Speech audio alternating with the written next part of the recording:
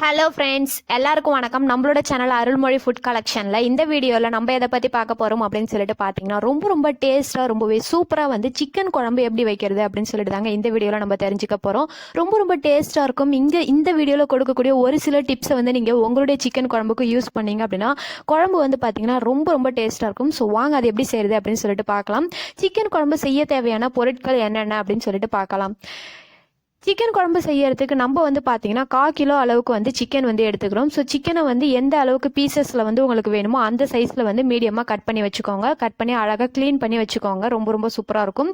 இது கூடவே வந்து பார்த்தீங்கன்னா 1 வெங்காயம், 1 தக்காளி, 2 உருளைக்கிழங்கு, கருவேப்பிலை 1 கொத்து மற்றும் கொத்தமல்லி தழை 1 கொத்து, இஞ்சி பூண்டு வந்து பார்த்தீங்கன்னா தேவையான அளவுக்கு வந்துட்டு இந்த மாதிரி எடுத்து வச்சுக்கோங்க. ஸோ இஞ்சி பூண்டை வந்து பேஸ்ட் பண்ணி எடுத்து வச்சுக்கோங்க. உங்களுக்கு காமிக்கணும் அப்படின்றதுக்காக இந்த மாதிரி எடுத்துருக்கோம். ஸோ இந்த மாதிரி இந்த காய்கறிகள்லாம் வந்து பார்த்தீங்கன்னா நறுக்கி வச்சுக்கோங்க. இது மட்டும் இல்லாமல் நீங்கள் கறி குழம்புல வேற என்ன காய்கறி போடணும் அப்படின்னு நினைக்கிறீங்களோ அந்த காய்கறிகளையும் நறுக்கி அழகாக க்ளீன் பண்ணி எடுத்து வச்சுக்கோங்க.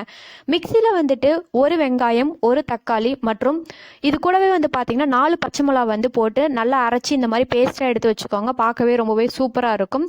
இதுக்கப்புறமா இப்போ நம்ம பண்ண போகிறது என்ன அப்படின்னு சொல்லிட்டு பார்த்தீங்கன்னா, அடுப்பில் வானலை வச்சுட்டு ஒரு 3 குழிக்கரண்டி அளவுக்கு வந்து பார்த்தீங்கன்னா எண்ணெய் வந்து ஊற்றிக்கோங்க. ஸோ எண்ணெய் வந்துட்டு நல்லா வந்து சூடானதுக்கு அப்புறமா வந்து இது கூடவே நம்ம 2 பட்டை வந்து ஆட் பண்ணிக்கோங்க. 2 பட்டை வந்து லைட்டாக வந்து பேர்ன் ஆனதுக்கு அப்புறமா இது கூட வந்து பார்த்துக்கோங்க 2 ஏலக்காய் வந்து போட்டுக்கோங்க. 2 கிராம்பு வந்து போட்டுக்கோங்க. ஸோ நல்லா வந்து மிக்ஸ் பண்ணதுக்கு அப்புறமா இது கூட வந்துட்டு 1 கொத்து அளவுக்கு கருவேப்பிலை வந்து போட்டுக்கோங்க. கருவேப்பிலை பொரிஞ்சதுக்கு அப்புறமா வந்து நம்ம அரைச்சி எடுத்து வச்சிருக்கக்கூடிய வெங்காயம், தக்காளி மற்றும் மிளகாயோட ஜூஸை வந்து இது கூட ஆட் பண்ணிக்கோங்க. ஸோ ரொம்ப சூப்பராக இருக்கும். நல்லா வந்து லைட்டாக கொதிச்சதுக்கு அப்புறமா இது கூட நம்ம அரிஞ்சு வச்சிருக்கக்கூடிய 1 வெங்காயத்தை வந்து போட்டுக்கோங்க. ஸோ நல்லா வந்து மிக்ஸ் பண்ணி கிளறுங்க. கிளறினதுக்கு அப்புறம் இது கூட வந்து இஞ்சி பூண்டு பேஸ்ட் வந்து போடுங்க. இஞ்சி பூண்டு பேஸ்ட் போட்டதுக்கு அப்புறம் நல்ல ஒரு வாசனை வரும். ஸோ நல்லா வந்து கிளறி விடுங்க.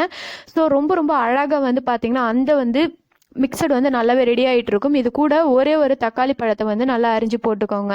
ஸோ இதை செஞ்சுட்டே இருக்கும்போதே வந்து பார்த்தீங்கன்னா சைடில் நம்ம அரிஞ்சு க்ளீன் பண்ணி வச்சிருக்கக்கூடிய நம்மளுடைய சிக்கனை வந்து இதில் ஆட் பண்ணி நல்லா வந்து போட்டு வதக்குங்க. ஸோ எந்த அளவுக்கு வந்து நீங்கள் அந்த மிக்சடோட சேர்த்து வதக்குறீங்களோ அந்த அளவுக்கு வந்து பார்த்தீங்கன்னா குழம்பு ரொம்ப டேஸ்ட்டாக வருங்க.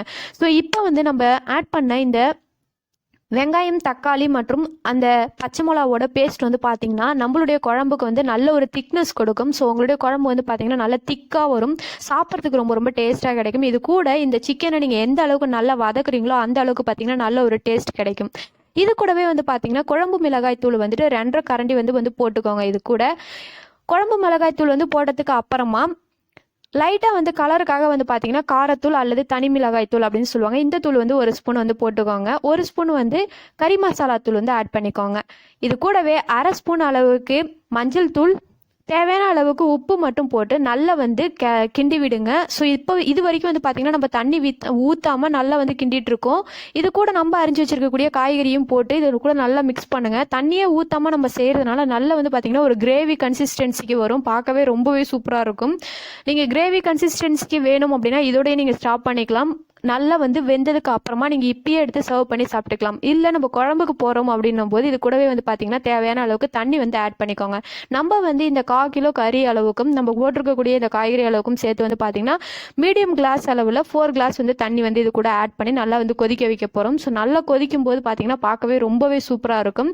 குழம்பு வந்து ரெடி ஆகிடுச்சு அப்படின்னு சொல்லிட்டு எப்படி தெரிஞ்சுக்கிறது அப்படின்னு சொல்லிட்டு பார்த்தீங்கன்னா நம்ம குழம்போடைய அந்த பாத்திரத்தினுடைய ஓரத்தில் வந்து பார்த்தீங்கன்னா நம்ம ஸ்டார்டிங்கில் ஊற்றினா அந்த எண்ணெய் வந்து நல்லா மேலே வந்து வந்திருக்கும். ஸோ இந்த எண்ணெய் வந்து வந்திருக்கிறத பொறுத்தே வந்து தெரிஞ்சுக்கலாம் நம்மளுடைய குழம்பு வந்து ரெடி ஆயிடுச்சு அப்படின்னு சொல்லிட்டு.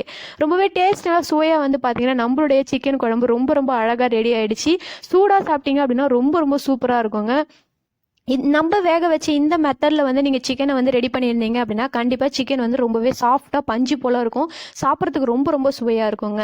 மஸ்ட்டு வந்து இதே மாதிரி ஒரு தடவை நீங்கள் சிக்கன் குழம்பு உங்கள் வீட்டில் வச்சு செஞ்சு சாப்பிட்டு பாருங்கள். கண்டிப்பாக இந்த மெத்தடை தான் ஃபாலோ பண்ணுங்க. அந்தளவுக்கு டேஸ்ட்டாக இருக்கும்.